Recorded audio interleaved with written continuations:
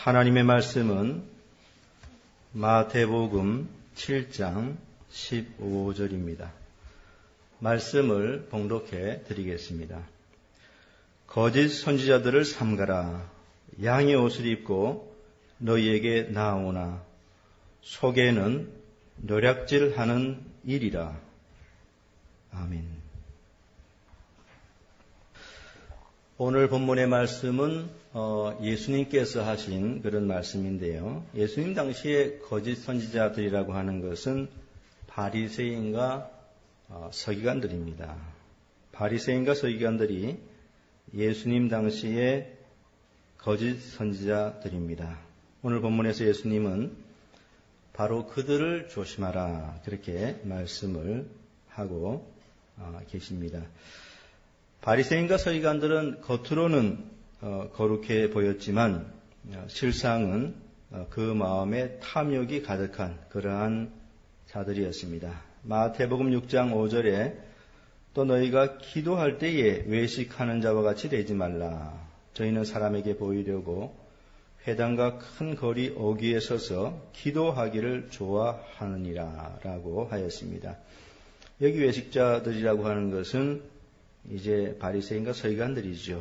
그들은 사람들에게 보이려고 신앙생활을 한 그런 사람들이었습니다. 그래서 기도할 때도 골방에 들어가서 기도한 것이 아니라 사람들이 많이 다니는 큰 거리 그곳에 서서 기도를 하였습니다. 그래서 사람들로부터 야, 저분 정말 거룩한 분이다 라고 하는 평판을 듣기를 원했습니다. 마태복음 23장 5절부터 7절까지 보면은 저희 모든 행위는 사람에게 보이고자 하여 하나니 곧 그 차는 경문을 넓게 하며, 여기 차는이라고 하는 것은 찬다는 것입니다. 찬다는 거. 그 차는 경문을 넓게 하며 옷수를 크게 하고 잔치의 상석과 회당의 상자와 시장에서 문안받는 것과 사람에게 랍비라 칭함을 받는 것을 좋아하느니라 라고 하였습니다. 여기 바리새인과 서기관들은 성구를 성경구절을 넣어두는 함과 같이 생긴 그런 경문이라고 하는 것입니다. 그 경문을 손이라든지 또는 이마 같은 데 차고 다니는 것을 좋아하는데 그 경문을 아주 크게 해가지고 자신들이 아주 거룩한 사람인 것처럼 보이려고 하였고 또 옷술도 아주 크게 하였습니다. 그래서 그들의 외관을 보면은 그 옷만 보고서도 상당히 거룩한 사람인 것처럼 그렇게 보이려고 하였습니다. 이래서 바리새인과 서기관들은 겉으로 보기에는 아주 거룩해 보였는데요. 그러나 그 겉과는 달리 속은 어떻느냐 하면은 대단히 부패해 있었습니다. 마가복음 12장 38절부터 40절까지에 예수께서 가르치실 때 가라사대 긴 옷을 입고 다니는 것과 시장에서 문안받는 것과 회당의 상자와 잔치의 상석을 원하는 서기관들을 삼가라. 저희는 과부의 가산을 삼키며 외식으로 길게 기도하는 자니 그 받는 판결이 더욱 중하리라 하였습니다. 이게 얼마나 충격적인 그런 대비입니까? 외적으로는 길게 기도하고 큰 거리 여기에 서서 기도하고 또 옷은 아주 근엄하게 보이는 그런 것들을 입고 등등 겉으로는 대단히 거룩해 보였습니다. 그러나 충격적인 사실은 그들의 속은 탐욕으로 가득 차 있었는데요. 어느 정도로 그 탐욕이 그들 속에 가득 차 있었느냐 하면은 불쌍하고 가련한 과부의 집과 가구들을 탐낼 그런 정도였습니다. 저희는 과부의 가산을 삼키며, 여러분 남편 돌아간 그 여인 얼마나 불쌍하고 가련합니까?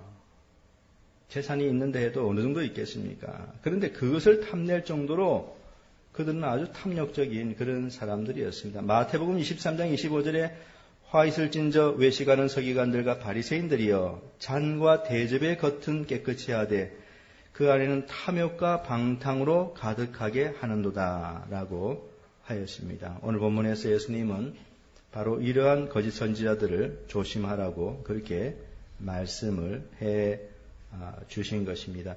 어느 시대나 거짓 선지자들은 다수입니다. 갈멜산에서 참 선지자는 엘리야 선지자 한 사람뿐인데 반해서 거짓 선지자들은 무려 950명이나 되었습니다. 그래서 바알 선지자 450명, 아세라 선지자 400명 해서 도합 950명이 거짓된 선지자들이었고요.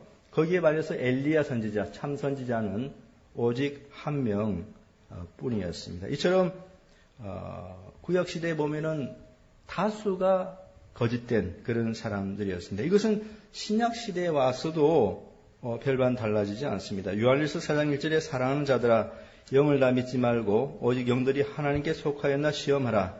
많은 거짓 선지자가 세상에 나왔음이니라 라고 하였습니다. 많은 거짓 선지자가 세상에 나왔다. 그러니까 구약시대와 별반 다를 바 없이 신약시대에도 다수가 거짓된 그런 사람들이었습니다. 그래서 갈라디아서 2장 4절에 보면 이런 자들을 거짓 형제라. 또 유다서 4절에 보면은 이러한 자들을 가만히 들어온 사람이라. 로마서 16장 17절에서는 너희 교훈을 거스려 분쟁을 일으키고 거치게 하는 자들이라 이렇게 말을 하였습니다. 그래서 어느 시대나 구약시대나 신약시대나 신약시대를 지나서 오늘날 이 시대나 상관없이 항상 거짓된 선지자들은 다수를 이루고 있다는 사실을 알아야 되고요. 오늘 본문에서 예수님께서는 바로 이와 같은 자들을 경계해야 된다. 그렇게 말씀하십니다. 거짓 선지자들을 삼가라. 양의 옷을 입고 너희에게 나오나 속에는 노략질하는 일이라. 거짓 선지자는 판별하기가 아주 어렵습니다. 누가 거짓 선지자인지 알아보기가 대단히 어렵습니다. 그 결단코 쉽지 않습니다. 왜냐하면 그들의 변장술이 아주 뛰어나기 때문입니다. 오늘 본문에 거짓 선지자들을 삼가라 양의 옷을 입고 너희에게 나오나 라고 하였습니다.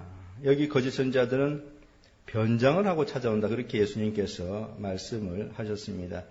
그들이 다가올 때에 흉악한 이리 모습 그대로 오는 것이 아닙니다. 어떻게 옵니까? 양의 옷을 입고 오는 것이죠.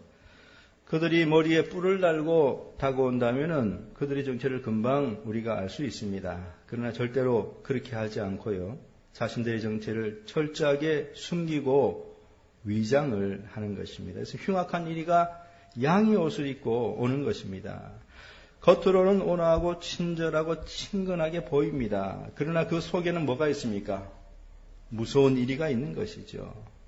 그렇게 거짓 선지자들은 변장술이 뛰어납니다. 고린도후서 21장 13절부터 15절까지에 저런 사람들은 거짓 사도요 괴울의 역군이니 자기를 그리스도의 사도로 가장하는 자들이니라. 이것이 이상한 일이 아니라 사단도 자기를 광명의 천사로 가장하나니 그러므로 사단의 일꾼들도 자기를 의의 일꾼으로 가장하는 것이 또한 큰 일이 아니라 저희의 결국은 그 행위대로 되리라 라고 하였습니다. 여기를 보시기 바랍니다. 사단은 어떻게 한다고요? 광명의 천사로 가장한다. 그렇게 말을 하고 있습니다. 흉악한 마귀가 아름답고도 찬란한 빛의 천사로 변장한다고 그렇게 말을 하니 얼마나 소름 끼치는 그런 일입니까? 가장 온화하고 인자한 모습 속에 숨어있는 흉악한 마귀를 우리가 생각해 보아야 되겠습니다. 사람들은 아무것도 모르고 최고의 거룩하고 인자한 사람이라고 추앙하지만은 그러나 그는 실상 변장한 거짓 선지자에 불과한 것입니다. 그의 흉악한 얼굴은 양의 옷으로 변장하여 온화하고 인자한 모습이 되었습니다. 그리고 날카로운 발톱도 안 보이도록 이제 숨겼죠. 그래가지고 겉으로는 자상하고 온화하고 또 어린이를 사랑하고 가난한 자와 함께하는 최고의 거룩한 자로 추앙을 받습니다. 그러나 실상은요, 양의 옷으로 변장한 흉악한 일인 것입니다. 근데 안타까운 사실은 사람들이 이러한 일에 무지하기 때문에 거짓 선지자의 정체를 알아보지 못하고 도리어 환영하고 열광한다는 그런 사실인 것입니다. 사람들은 외적인 것을 보고서 열광하고 환호하고 환영하고 감격하고 눈물 흘리고 인생 최대의 일을 경험했다 등등 쓸모없는 그런 말들을 많이 합니다. 그들이 예수 그리스도를 만나서 그렇게 눈물을 흘리고 감격을 한다면은 이해할 수가 있습니다. 그러나 죽을 인간에 불과한 거짓 선지자를 보고서 열광을 하는 것입니다. 하나님과 인간 사이의 유일한 중보자는 오직 예수 그리스도밖에 없습니다. 그래서 하나님과 인간 사이의 그 중보의 위치에는 그리스도의 그 어느 누구도 들어갈 수 없습니다. 예수님의 어머니 마리아조차도 그곳에 결단코 들어갈 수가 없습니다. 그런데 거짓 선지자들은 그 자리를 차지하는 것이죠. 그리고 어리석은 사람들은 그 자리를 차지한 그를 열광하고 환호하는 것입니다. 데살로니가후서 2장 3절과 4절에 그러한 거짓된 자들의 출현을 이미 사도 바울이 예언을 해 주었습니다. 누가 아무렇게 하여도 너희가 미혹하지 말라. 먼저 배도한 일이 있고 저 불법의 사람 곧 멸망의 아들이 나타나기 전에는 이르지 아니하리니 저는 대적하는 자라 범사에 일컫는 하나님이나 숭배함을 받는 자 위에 뛰어나 자존하여 하나님의 성전에 앉아 자기를 보여 하나님이라 하느니라. 여러분 여기 보시기 바랍니다. 이 얼마나 위험천만한 사람입니까? 이 불법의 사람이라 그렇게 이야기를 했습니다. 또 멸망의 아들이라 그렇게 이야기를 했고요. 근데 이 자는 자신을 하나님이라 그렇게 말하는 자입니다. 그런데도 어리석은 사람들은요, 예수 그리스도 외에 그 어떠한 피조물에게도 돌려서는 안 되는 영광을 이 거짓 선지자들에게 돌리고 있다는 것입니다. 여러분, 예수 그리스도의 사역자들은요, 그가 누구이든지 간에 다 광야의 외치는 자의 소리에 불과합니다. 세례 요한이 그러지 않았습니까? 그는 광야의 외치는 자의 소리였습니다. 보이스라고 하는 것은 메시지를 전달해주고 난 다음에는 그 실체 자체는 사라져버리는 것입니다. 그 보이스 자체가 실체로 남아가지고 사람들의 추앙을 받는다는 것은 너무나 웃기는 일이죠. 예수 그리스도의 사역자들은 그가 누구이든지 간에 다 광야에 외치는 자의 소리에 불과한 것이고요.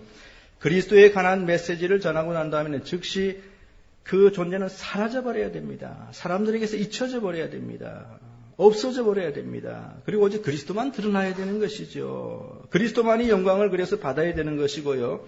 모든 사람들의 사랑과 존경은 그리스도께서 받아야 되는 것입니다. 그러나 이 거짓 선지자들은 자기가 그 위치에 올라가서 모든 사람들의 사랑과 존경과 추앙을 다 받는 것입니다.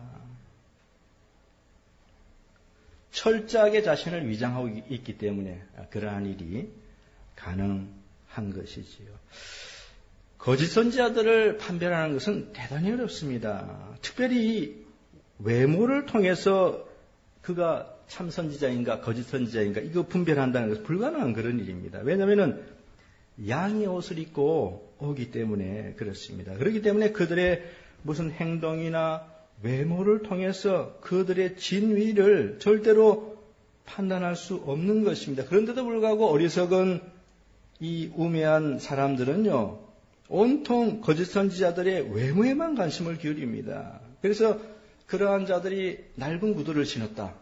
이게 이제 관심의 초점이 되는 거예요. 낡은 구두를 신는 것이나 새 구두를 신는 것이나 무슨 상관이 있습니까? 그는 낡은 구두를 신었다. 또 작은 승용차를 타고 다닌다. 그러면 곧바로 감동하고 감격하는 것이죠. 그러나 그것은 전혀 감동할 그런 일이 아닙니다. 다 양의 옷들이죠. 양의 옷들입니다. 작은 숙소에 묵었다. 가난하고 소외한 자들에 친절하게 대했다. 높으신 분인데 무슨 일을 하였다. 다 쓸데없는 것입니다. 그거 다 변장하기 위한 양의 옷에 불과한 것이고요. 그가 낡은 구두를 신었다 해도요. 절대 가난한 자가 아닙니다. 가난한 자가 아닙니다.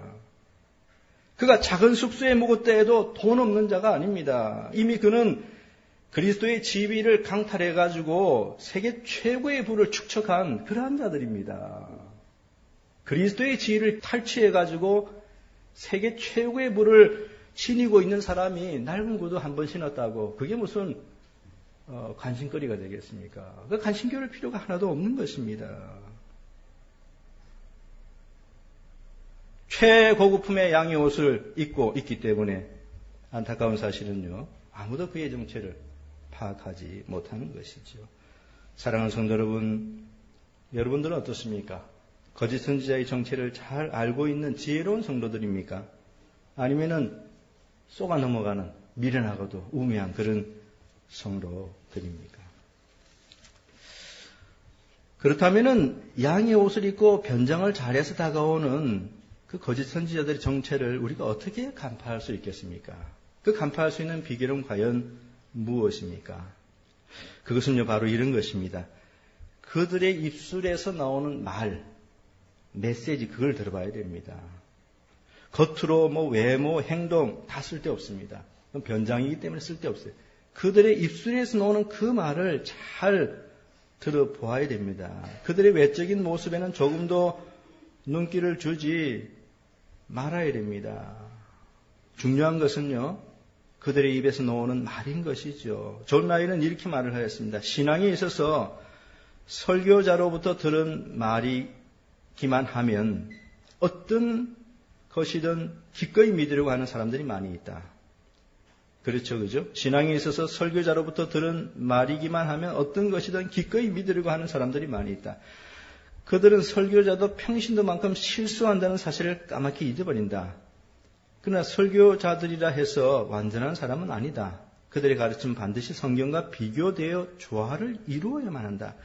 그들의 교리가 성경과 일치될 때에만 즉시 따르고 믿을 수 있는 것이다. 여기 아주 존 라일이 중요한 말을 했습니다. 무슨 말입니까? 성경과 비교해봐야 된다 그랬죠. 그죠? 성경과 비교해봐야 된다. 성경과 비교를 해서 조화를 이루어야만, 성경과 그 교리가 맞을 때에만 그 사람의 말을 믿고 따를 수 있는 그런 것입니다. 그래서 그가 정말 바른 선지자인지 아니면 거짓된 선지자인지 그것을 알 수 있는 길은 그들의 말을 성경에 잣대어 놓고 분석해 봐야 되는 것입니다. 그때 그것이 어긋나면 그들은 거짓된 자들인 것입니다. 그것이 맞으면 그 사람은 바르게 사역을 하고 있는 그런 사람들인 것이죠. 거짓 선지자들이 많은 사람들에게 열광적인 환영을 받는데요. 그 이유는 그들의 입에서 나오는 메시지가 성경과 맞지 않기 때문에 그렇습니다. 그들의 입에서 나오는 메시지가 성경과 맞으면요, 절대적으로 다수의 환영을 받을 수가 없습니다. 그것은 망구의 진리입니다. 그들의 메시지가 그리스도의 십자가 교리가 아니기 때문에 환영을 받는 것이죠. 만약 그들의 입에서 십자가 메시지가 나온다면 결코 그렇게 큰 환영을 받지 못할 것입니다. 왜냐하면 고린도전서 1장 23절에 우리는 십자가에 못 박힌 그리스도를 전하니 유대인에게는 거리끼는 것이요 이방인에게는 미루는 것이로되라고 하였습니다. 사도 바울은 십자가에 못 박히신 그리스도를 전했죠. Christ crucified. 십자가에 못 박히신 그리스도. 근데 그것을 듣는 청중들의 반응은요, 유대인들은 기분 나쁘게 들었고 이방인들은 미련한 것이라고 여겨서 믿지 않았습니다. 여기 유대인과 이방인들은 온 세상 사람을 뜻하는 것입니다. 그러니까 사도 바울이 예수 그리스도의 십자가에 못 박혀 죽으신 그 복음을 증거하였을 때에 유대인과 이방인들은 기분 나쁘게 들었거나 또는 미련하게 듣고 소수가 이제 그것을 받아들인 거죠. 소수가. 그러니까 다수가 열광하는 그런 현장은 다른 복음 메시지를 전해도 나타날 수 없는 그런 현상인 것입니다. 십자가의 메시지가 있는 그대로 전파되면은 사람들은 절대로 열광적으로 그것을 환영할 수가 없습니다. 사람들의 열광적인 환영을 받는다는 것은 그 사람이 거짓된 사람이라는 것을 증명해 주는 것입니다. 만약 그가 사람들에게 그들의 죄악을 날카롭게 지적하면서 그들 모두는 부패한 자들이고 결국은 멸망하게 될 것이다. 이런 성경에서 말하는 진짜 메시지를 한번 외쳤다고 한번 생각해 보십시오. 세례 요한이 광야에서 외친 것처럼 그렇게 외친다면은 환영받는 것은 고사하고요. 청중들에게 돌맞기 딱 좋습니다. 자신들을 전적으로 타락한 부패한 존재들이라고 그렇게 말하는데 누가 듣고 좋아할 수 있겠습니까? 광야에서 세례 요한이 청중들에게 외친 메시지는요, 독사의 자식들아, 누가 너희를 가르쳐 임박한 진노를 피하라 하더냐? 바로 이런 메시지였습니다. 시작점이 독사의 자식들아, 멸망에 처할 가련한 그런 인생들이라는 것이죠. 그래서 이 인생에 부패하고 죄악된 것이 증거되고 그 다음에 거기서 유일한 희망이 예수 그리스도의 십자가라는 사실이 선포될 때에 소수의 사람들이 그 진리를 믿고 구원을 얻지요. 그러나 다수의 사람들은 유대인처럼 기분 나쁘게 듣거나 이방인처럼 미련한 것이라고 그냥 배척해버리는 그런 현상이 나타나지, 거기 있는 모든 사람들이 열광하는 이런 현장은요, 정통 기독교에서는 일어날 수 없는 그런 현장인 것입니다. 그래서 바른 메시지를 전하면은 딱 두 가지 이제 반응이 있는데, 아까 저기 이야기한 것처럼 하나는 이제 회개하는 심령으로 고개를 숙이는 것, 또 하나는 기분이 너무 나빠서 일을 가는 것, 딱 두 가지 반응이 나타납니다. 다른 성경 메시지 전파되면은요, 하나는 정말 자기 자신이 참여하는 심정, 회개하는 심정으로 고개를 숙연해지는 그런 것과, 다른 하나는 속에서 부글부글 끓어오르죠. 이를 갈면서 나를 죄인이라고, 부패한 자라고 몰아치니까 얼마나 기분이 나쁜 것입니까? 그러나 거짓 선지자들은 독사의 자식들, 이 메시지로 시작하지 않습니다. 그들의 메시지에는 죄와 심판과 십자가가 빠져 있습니다. 그러면서 항상 앵무새처럼 반복되는 것. 여러분들 잘 보셔야 됩니다. 앵무새처럼 반복되는 것은요, 그 메시지는 너무 낡고 오래되고 진보하고 이제는 정말 말하지 않아도 알 정도의 늘 앵무새처럼 반복해서 말하는 서로 평화하라, 서로 화해하라, 서로 소통하라. 인간들이 어떻게 서로 평화할 수 있는지에 대한 예수 그리스도의 심오한 진리를 말하지 않고요, 그저 화해하라. 이거 중병 환자에게 그냥 일어나라 그렇게 말하는 것하고 똑같습니다. 중병 환자에게, 지금 다 죽어가는 병 걸려있는 환자에게 그저 일어나라 하면 일어날 수 있습니까? 일어날 수 없습니다. 그에게 약을 먹이고 치료를 해줘야 됩니다. 그래야지 이제 회복되어서 일어날 수 있죠. 마찬가지로 서로 도무지 화해할 수 없는 중병에 걸린 죄인들에게 그저 화해하라, 이거 앵무새처럼 끊임없이 되뇌인다고 과연 화해될 수 있는가? 불가능하지요. 그들에게 심오한 예수 그리스도의 십자가 진리 그 교리의 메시지를 전해줘야 되는 것입니다. 그 약을 먹여야지 그들이 비로소 중병에서 일어날 수 있는 것입니다. 그러나 거짓 선지자들은 그 약이 없어요. 그 약이 없습니다. 그래서 앵무새처럼 세상 정치가들이 하는 말들만 계속 반복하고 많은 것인데요. 그런데도 불구하고 무지한 청중들은 눈물을 흘리고 감격하고 야단들입니다. 참 신기하지 않아요? 들은 것이 아무것도 없습니다. 여러분, 들은 것이 아무것도 없어요. 메시지는 그저 늘 상투적으로 하는 화해하라, 그 유사한, 그가 10분을 메시지를 전했는데 20분을 전했으니까 늘 똑같은 그런, 피상적인 그런 내용들의 말 외에는 아무것도 없습니다. 그런데 들은 것은 아무것도 없는데 무지한 청중들은 야단들이죠. 그래서 이게 이성이 마비된 자들입니다. 진정 이성이 마비된 자들. 무슨 심오한 진리를 듣고 깊은 깨달음을 얻은 것이라면은 그 현상이 이해되겠습니다. 그러나 무슨 심오한 진리를 듣고 깊은 깨달음을 얻은 것이 아니지 않습니까? 그런데 왜 눈물을 흘리고 환호하는 것입니까? 자신들의 죄를 깊이 깨달은 것입니까? 주 예수 그리스도를 진정 만난 것입니까? 자신들의 처지를 복음을 통하여 깊이 깨닫게 되어서 그렇게 야단드린 것입니까? 믿음으로 말미암아 의롭게 되어서 구원을 얻게 되어 이제 너무 기뻐 소리치고 눈물을 흘리는 것입니까? 그게 아니죠. 지금 들은 것은 아무것도 없어요. 아무것도 없습니다. 그런데 감격하고 눈물을 흘리니 그게 바로 이제 미신이라고 하는 것입니다. 미신이 그런 거예요, 여러분들. 수십만의 사람들 참 모여가지고 무슨 10억 미사라고 하는 것은 우상 숭배입니다. 미사 자체가 우상. 여러분 절대 미사에 참여해서는 안 되는 거고 우상 숭배입니다. 10억 우상 숭배. 수십만의 사람들이 그 우상 숭배에 참여해서 열광하고 감격하고 야단들인 것은요, 이성이 마비된 상태로 미신에 참여한 것입니다. 존 락스가 말한 대로 미사는 우상 숭배입니다. 거기에는 그리스도의 십자가 진리가 빠져 있고 대신 온갖 종류의 미신적인 예식들만 가득 차 있습니다. 제가 독일의 쾰른 성당에 가가지고 둘러보고 난 다음에 딱 느꼈던 거 하나는요, 야, 이건 정말 불교하고 똑같구나. 그걸 느꼈습니다.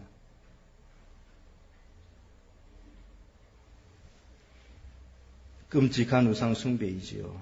참 신기한 것은요, 세상 정부나 정치가들이나 세상 사람들 모두가 한 통속이 되어서 거짓 선지자들을 환영한다는 것입니다. 이 너무나 신기하지요.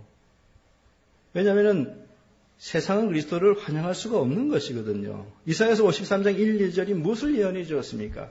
그는 주 앞에서 자라나기를 연한 순 같고 마른 땅에서 나온 줄기 같아서 고운 모양도 없고 풍채도 없은즉 우리의 보기에 흠모할 만한 아름다운 것이 없도다. 그는 멸시를 받아서 사람에게 실어버린 바 되었으며 강고를 많이 겪었으며 질고를 아는 자라. 마치 사람들에게 얼굴을 가리우고 보지 않음을 받는 자 같아서 멸시를 당하였고 우리도 그를 귀히 여기지 아니하였도다. 여기 이사야 선지자가 예언한 것은요, 예수님께서는 이 땅에 와서 세상으로부터 많은 멸시와 조롱과 핍박을 받고 결국은 이제 죽임당하게 될 것이라 그렇게 예언을 해 주었습니다. 세상은 그리스도를 아주 미워합니다. 증오합니다. 그런데 신기한 사실은요, 거짓 선지자들은 세상으로부터 열렬하게 환영을 받는다는 것이죠.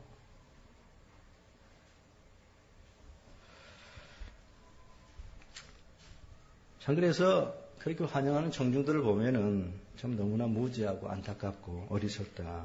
왜냐하면 자신들을 궁극적으로 영원한 지옥의 파밀로 몰아넣고 말 바로 그 사악한 자를 향해서 그렇게 환영하니 참 얼마나 어리석은가 하는 것입니다.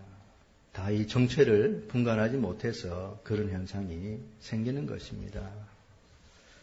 거짓 선지자들의 정체는 그들의 입에서 나오는 메시지를 통해서 우리가 분별해 봐야 되고요. 그 메시지가 성경과 맞지 않고 그리스도의 십자가 내용이 빠져 있기 때문에 세상으로부터 그 모든 환영을 다 받는다는 거, 그 분명히 우리가 알아야 되겠습니다. 마지막으로 한 가지만 더 오늘 본문에서 우리가 생각해 볼 것은요. 만약에 이들의 정체를 간파하지 못한다면 어떤 일이 일어날 것인가 하는 그것에 관한 것입니다. 만약 그들의 변장한 정체를 판별해내지 못한다면 우리에게는 어떤 일이 일어나게 되는가? 그 답은요, 우리가 가진 모든 것들을 결국은 빼앗기게 된다라는 사실입니다. 우리가 가진 모든 것들을 빼앗기게 된다. 오늘 본문에 보니까 거짓 선지자들을 노략질하는 일이라고 했습니다. 거짓 선지자들을 삼가라, 주의하라는 거죠. 양의 옷을 입고 너에게 나오나 속에는 노략질하는 일이라. 여러분, 여기 노략질이라고 하는 것은 강탈하고 빼앗는 것을 뜻합니다. 강탈하고 빼앗는 것. 그러니까 거짓 선지자들은 여러분이 가진 그 무엇이든지 모두 다 빼앗아가고 말 것이라는 그런 말씀인 것이지요. 여러분들이 가지고 있는 것이 무엇입니까? 하나님의 은혜입니까? 또 하나님의 사랑입니까? 또 십자가에 대한 감사와 감격입니까? 또 거룩한 삶을 살고자 하는 열망입니까? 여러분들이 복음 안에서 이제 하나님으로부터 받아서 누리고 있는 그 무엇이든지 간에 여러분들이 그 모든 것을 거짓된 자들에게 다 빼앗기고 말 것입니다. 왜냐하면 그들은 노략질하는 흉악한 일이기 때문에 그렇습니다. 양의 우리에 살금살금 이제 넘어 들어가는 한번 1위를 한번 생각해 보시기 바랍니다. 아주 눈치채지 못하게 양의 우리를 담을 타고 이제 넘어가지 않습니까? 일단 그 우리 안에 들어가기만 하면은요, 그 다음에 이 1위는 숨겼던 무서운 발톱을 빼내어서 양들을 무자비하게 찢어 놓습니다. 그토록 인자하고 자상하게 생긴 분이 순식간에 흉측한 얼굴로 돌변하면서 희생물들을 다 찢어버리고 마는 것입니다. 그러니까 결국에는 모든 걸 다 빼앗기고 마는 것이죠. 사도행전 20장 29, 30절에 내가 떠난 후에 흉악한 이가 너희에게 들어와서 그 양떼를 아끼지 아니하며 또한 너희 중에서도 제자들을 끌어 자기를 쫓게 하려고 어그러질 말을 하는 사람들이 일어날 줄을 내가 아노니 라고 하였습니다. 이것은 바로 바울이 이제 남겨놓고 떠나야만 하는 에베소 교회의 미래의 그런 상황인데요. 사도 바울이 떠난 후에 흉악한 이리가 침입해 들어온다고 했습니다. 내가 떠난 후에 흉악한 이리가 너희에게 들어와서 흉악한 일이라 했습니다. 이 거짓 선지자들을 흉악한 일이라고 했습니다. 그들이 들어오면은 어떻게 됩니까? 양떼를 가만히 두지 않지요. 해치고 다 모든 걸 빼앗아 갑니다.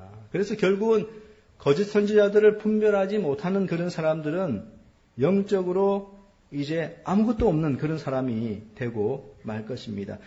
거짓 선생들을 분별하지 못한 갈라디아 교회의 성도들은 거의 모든 것을 다 빼앗기고 말았습니다. 갈라디아서 4장 5절에 사도 바울은 미련한 그들을 향해서 너희의 복이 지금 어디 있느냐 그렇게 책망하면서 물었습니다. 이전에 그들은 복음 안에서 기뻐하고 즐거워했습니다. 그 복이 지금 어디 있느냐? 다 없어져 버린 것이죠. 빼앗겨 버린 것입니다. 디모데전서 1장 19절 20절에 보더라도 후메네오와 알렉산더가 있는데요. 거짓된 가르침을 따르다가 결국 믿음이 파손되고 말았습니다. 믿음과 착한 양심을 가지라.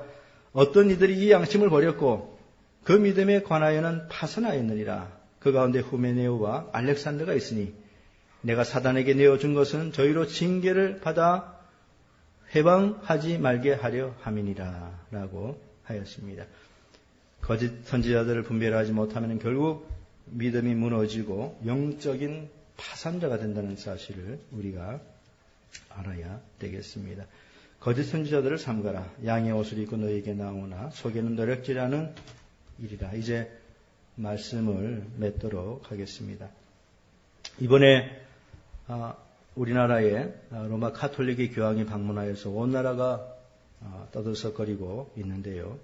참 안타까운 사실은 대다수의 사람들이 그의 정체를 모른다는 그런 것입니다. 대다수의 사람들이 그의 정체를 모른다는 것이죠. 그가 누구입니까? 그가 누구입니까? 그는 이단의 교주입니다. 이단의 교주입니다. 이단의 특징은 교주가 예수 그리스도의 위치를 차지하고 있는 것이죠. 여호와의 증인을 한번 보시기 바랍니다. 똑같은 현상이죠. 몰몬교 어떻습니까? 마찬가지입니다. 통일교, 구원파, 무엇이든지 간에 이단의 특징은요. 이단의 그 교주가 그리스도의 위치를 차지하고 강탈해서 그 자리에 앉아있는 그런 것입니다. 우리 정통교회들에게 있어서는 머리는 오직 예수 그리스도뿐이죠. 그래서 그리스도 밑에 모든 교회들이 있습니다.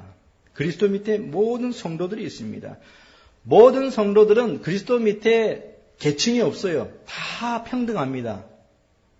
그리스도가 있고 그 밑에 모든 교회, 모든 성도는 다, 그러니까 각 개개인 성도들은 그리스도와 직통되는 겁니다. 그 중간에 무슨 매개체가 있어서는 절대로 안 되죠. 물론 교회에서 이제 교회의 봉사를 위해서 은사를 따라서 직분자는 있습니다. 목사, 무슨 장로, 집사, 무슨 일하는 사람들 있잖아요.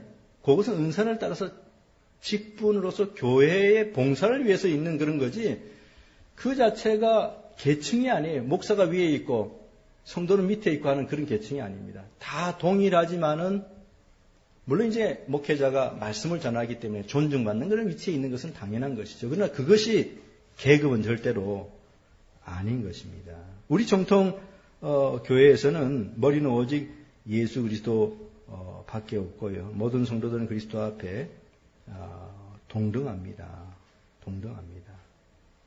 이게 바로 기독교, 정통 기독교의 모습이지요. 그러나 이단은 다릅니다. 이단은요, 어떤 종류의 이단이든 간에 교주가 그리스도의 자리를 차지하고 있습니다.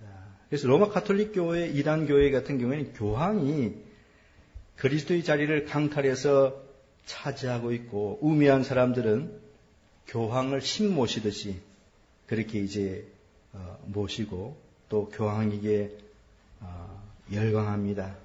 모든 영광과 사랑과 존경을 그 교황에게 바칩니다.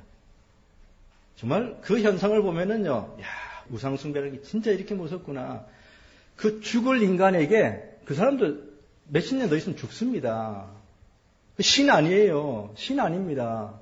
한갓 여러분과 똑같은 죽을 인간이에요. 신이 아닙니다. 그런데 신처럼 모든 사람들이 받들고 뭐라도 한번 가가지고 손이라도 한번 만져보려고 하고 그 우상숭배죠. 무서운 우상숭배입니다. 하나님과 그리스도의 영광과 그 자리를 강탈해 가서 모든 사람들의 관심을 자신에게 쏠리게 그 사람이 적그리스도고 이단이고 무서운 사람이죠. 로마서 1장 23절에 썩어지지 아니하는 하나님의 영광을 썩어질 사람과 금수와 버러지 형상의 우상으로 바꾸었느니라 그렇게 말했습니다. 썩어지지 아니하는 하나님의 영광을 썩어질 사람, 죽을 사람, 사람들이 얼마나 어리석습니까? 죽을 사람을 섬깁니다. 죽을 사람을 섬깁니다. 역사상 최고의 이단은 로마 가톨릭입니다. 그리고 그것의 교주는 교황이지요. 교황의 인자하고 소탈한 모습 뒤에 흉악한 마귀가 숨어 있다는 사실을 분명히 알아야 됩니다. 거짓 선지자들의 정체를 모르면은 여러분들의 믿음은 분명히 파손됩니다. 파손돼요. 그 사실을 깨닫고 경각심을 가져야 되겠습니다. 영적인 파산자가 되지 않기 위해서 거짓 선지자들의 정체를 잘 분별하고 경계하는 여러분 모두가 되시기를 간절히 바랍니다. 거짓 선지자들을 삼가라. 양의 옷을 입고 너에게 나오나 속에는 노략질하는 이라. 아멘.